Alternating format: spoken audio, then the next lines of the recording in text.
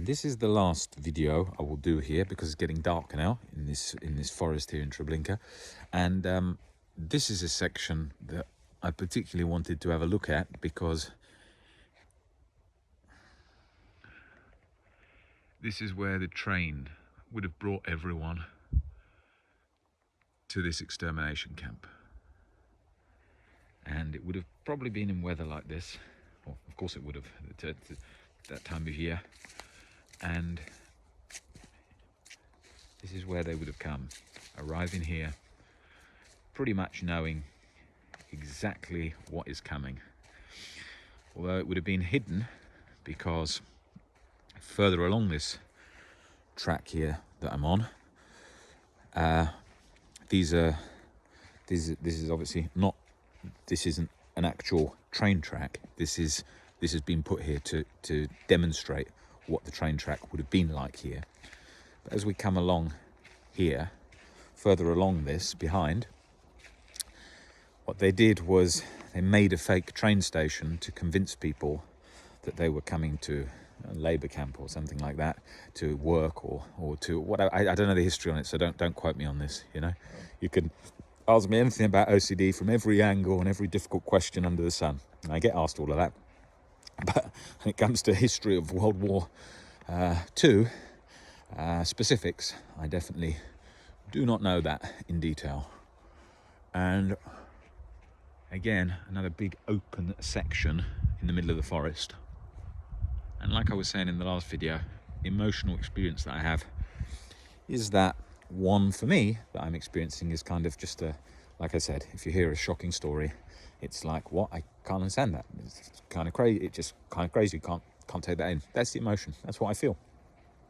That's what I feel. Not a crying emotion. Not a super... Well, of course, if I go in and zoom in on pictures in the museum of people that have died and their jewellery, that hits home straight away. You do feel that straight away of how sad that is. And I look at it and I think, God, look at that. Jewellery could be like from my mum or something. It's horrible. You know, that's the real horror that then creates that feeling. But when I'm walking through this forest, it's more of a shock, like I was saying. But I won't go into too much detail on that because I covered that in the last video. But think about how empty. Listen, you can just hear that bird squawking up there in the trees. To the animals, let's talk a bit about perspective. Their life's the same. They don't know anything about Holocaust, they don't know anything about World War. They will be living in this forest. They won't know about all the atrocities that happened here. I mean, this is a lot of walking if you're doing this another time of year. Look, I'm the only person here, but I mean, there's no one visiting Treblinka at the moment. This isn't a time of year that they come, which actually is a very good time to come because it really paints the reality of the situation. But, I mean, this goes on for miles and miles, as these situations like a death march would do. If you read about any of those situations, they're all as bleak as that.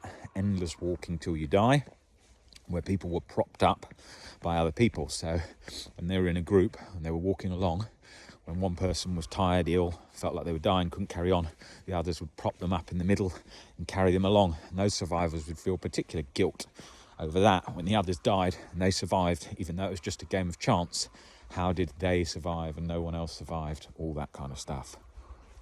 And I think that's an important point on emotions. We're talking about perspectives and emotions. It's like OCD, like I was saying just before.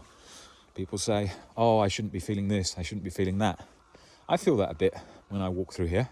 A lot of people told me that you would be, the emotion would be crying and very sad. And that's not the emotion that I feel all the time. And that is an emotion, like I said, I feel in the museum when I look at specific items belonging to people. It resonates. I feel that strongly when I see that. But when I'm walking through here, it's more of a shock. One, because it's so fucking cold. And two, it's so dark. And look at this. I mean, it's pretty... the road to absolutely nowhere. And that's why I'm coming deep into this forest here to get that feeling. Now, I wouldn't be alone if I was in a concentration camp. I'd be with other people. But you'd certainly be alone in your mind if you just lost your family and all those other situations. So yeah, talking about emotions and what I feel, if I'd had OCD back in the day and I was suffering really badly, I would say you should feel more grief all the time. You should be crying all the time. I don't feel that. I feel that feeling of shock and amazement of how something like this could get to this point, how things could be as extreme as this from humans writing off another race just based on a race. Complete fucking nonsense. What a ridiculous absolute situation when you think about it. And people do it in their minds today still about other types. They're different to me. Oh, my parents told me this about them or whatever. And that's what people think all around the world. That's how racism happens. One racist relative or something that shares an idea, the idea doesn't get broken down because of an irrational belief, perpetuates. And you have to always remember that. Keep yourself aware, because if you're not aware, that's when you get into trouble with all these things. That being aware and remembering these times in history. I'm going to walk too far into this because it is absolutely freezing, and it's pretty bleak, but it's a good feeling actually to really stand in the middle of this forest and put yourself in this perspective. I mean, let me highlight what I'm about to say about good feeling, because there's certainly not many good feelings here apart from the shock feeling, which I feel, which is a pretty, I'm talking about bad feelings here, is a pretty shock feeling, which is not a nice feeling of just of how things can get and how humanity must remember this. But the good feeling is the reminder of gratitude, and it's standing here and thinking to yourself, how lucky I am to be alive, how lucky I am in this coat, how lucky I am to be here right now, not in that situation of what all these people faced. How lucky that I wasn't just born at this particular period of time. How close that is in the time period that I could have ended up getting off this train here, losing all my family, basically tortured and died in a horrible way. I mean, when I stand here and I think that, it's surreal. That's the experience I was trying to explain. The surrealness is a kind of shock of it. And I try and get quite deep on the emotions here because this is what this channel is all about. But the good feeling that you take from it, having read Viktor Frankl's book countless times, Man's Search for Meaning, the good feeling you get from it is the gratitude of life, where you go back to your family and you appreciate it so much. And you think of these things that you've seen from these atrocities, and you take that in from a perspective shift. When I stand here, I think how fucking lucky I am to be here in these warm clothes, getting back into a car, going to have something to eat tonight, going to a hotel room warm. You know, you can almost feel guilty getting into the hotel room at night. You think, oh my God, look, I get into bed. Oh, look at what other humans have had to go through. You can almost get that sensation. I'm trying to paint very specific things here. Look at all through there. I think I can't, let's get my glasses out, which are still covered in snow from where I threw them in the last video. 1 second. Let's put these on. 1 second. Right, you can see all those stones of all the people who died here. 1 million people in the distance. And it is a pretty horrible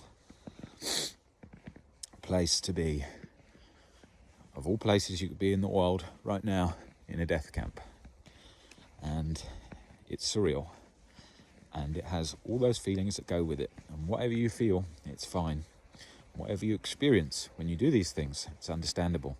And you won't be able to understand it because it's something that's so far on the realms of possibility of getting your mind around. And like I said, when I go in that museum, I look at the individual stories. I see a necklace of somebody you can relate to and see that's just like my mum's necklace or something. Mind-blowing. Absolutely. And that's the only way to describe it. I wanted to give an account of my emotional feelings in this death camp, and that's it. Feeling of shock, surrealness, all those things. And trying to picture a train coming in here with all the steam smoke coming off the roof, landing on this platform here. And landing here and getting out with no belongings onto this. No idea where you're going What's going to happen to you?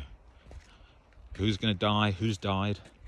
Whether the rumours were true that you heard back in the ghettos about these places that people have been talking about, and the horrific stories. And do you know what people's reactions were? Well, of course, people believed in them. But a lot of people's reactions were, that's too far-fetched. That's a crazy tale. It's not true. People didn't believe it. Even when they were in the wagons going to Auschwitz, they didn't believe it. They couldn't believe that that would happen. And it was shock. Just the same reaction that I'm having here when walking. That same reaction, that it's so mind-blowing that you're like, what? I can't even believe that. That is the feeling. I'm trying to pinpoint emotions here. I'm trying to go into detail about exactly how those things feel. And that's what I'm trying to describe. And you know, another thing which I think is a good point to make on a video like this, where it's very specific, is how life isn't all one emotion. In the Holocaust, people will have still shared a joke between each other, still laughed at a thing, because people do that. Even in prisons, of course, people laugh and joke. That would have still happened.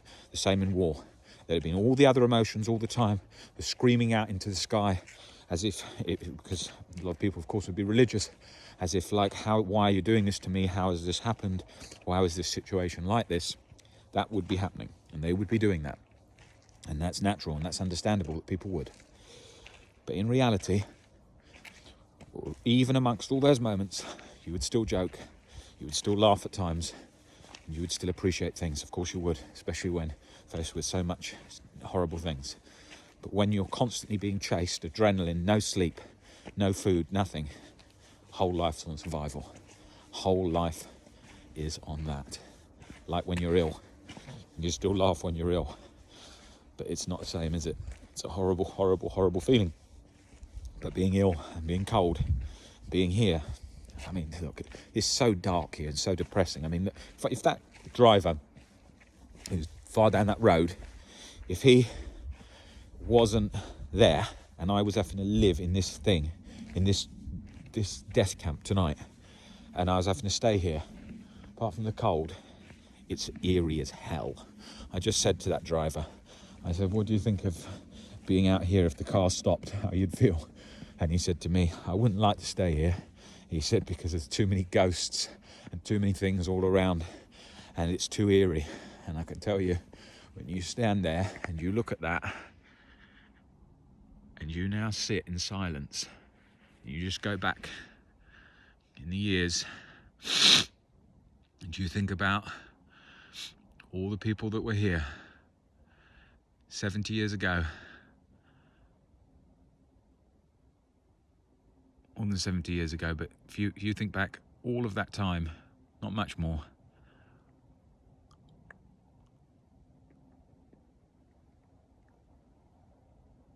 it's an experience, not a nice one.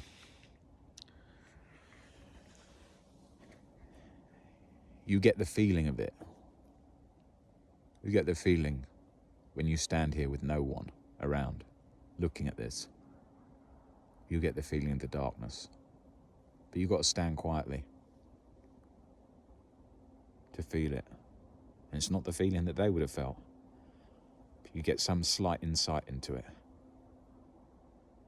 Hopelessness. Complete darkness. Complete the end of the road hell. That's the feeling. You get that feeling.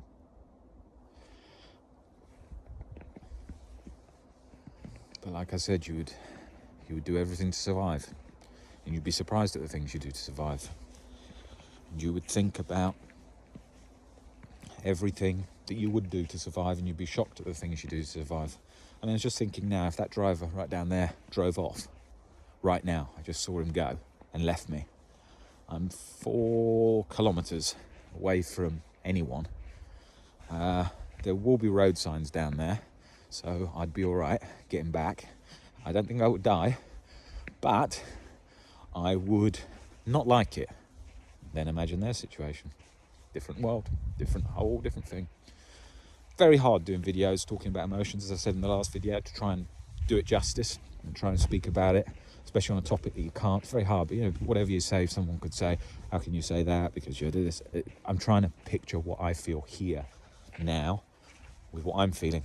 Can't obviously relate to that situation. Same as people can't relate to OCD. People try to relate to OCD. Parents try and relate to OCD. The amount of suffering. You know, OCD is obviously hell in its own way because it brings people to a point where they want to end their lives.